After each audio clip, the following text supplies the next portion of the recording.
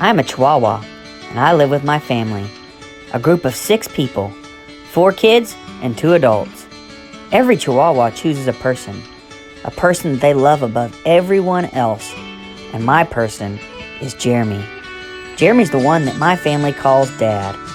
He is a Christian, and every night he teaches our family about the Bible. I learn a lot from Jeremy. My name is Scrappy, and this is my video journal.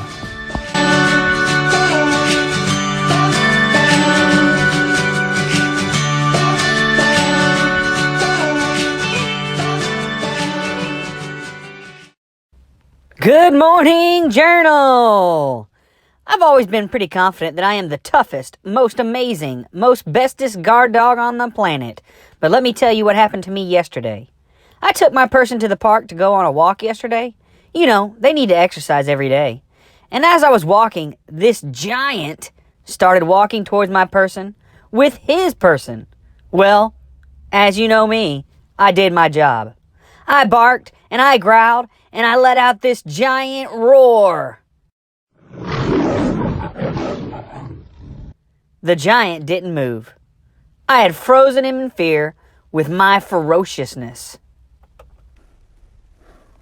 So the other day, I'm taking my person on our daily walk around the lake, and as I see this tiny creature off in the distance, I couldn't tell what it was. I thought it might be food. As I got closer, it occurred to me that this might be a large rodent. A little closer, and possibly like a little weird cat. A little closer, and it started making these little bitty yelping sounds, and I realized, this is a dog. I couldn't believe it. I was stunned, in shock even. I just stood there in amazement. How could a dog be so tiny, weak, and helpless? And I looked at his person in astonishment. Choco, have you been eating my candy again? Uh-oh, gotta go.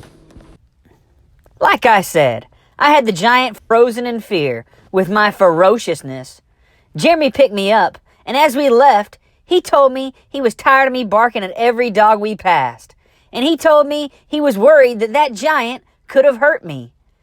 The stress of the whole situation must have confused him, because I know he really meant to say that he was worried that I was going to hurt that giant. He seemed annoyed, but deep down, I know he really liked it. I can just tell. Later that night, Jeremy was doing our nightly Bible study with the family, and he told us 2 verses that really made me rethink a lot of things about myself.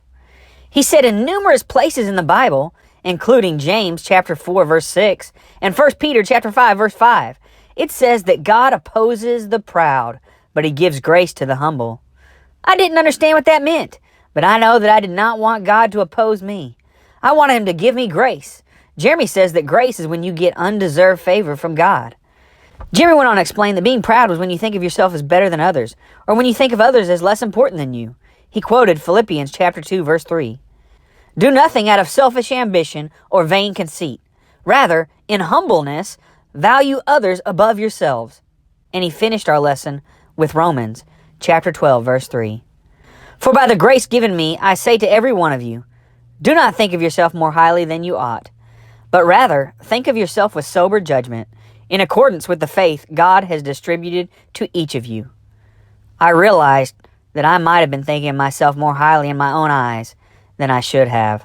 I asked God during our prayer time to help me to be humble and to view others as better than myself in order to uplift the name of God's Son, Jesus. Well, journal, thanks for listening.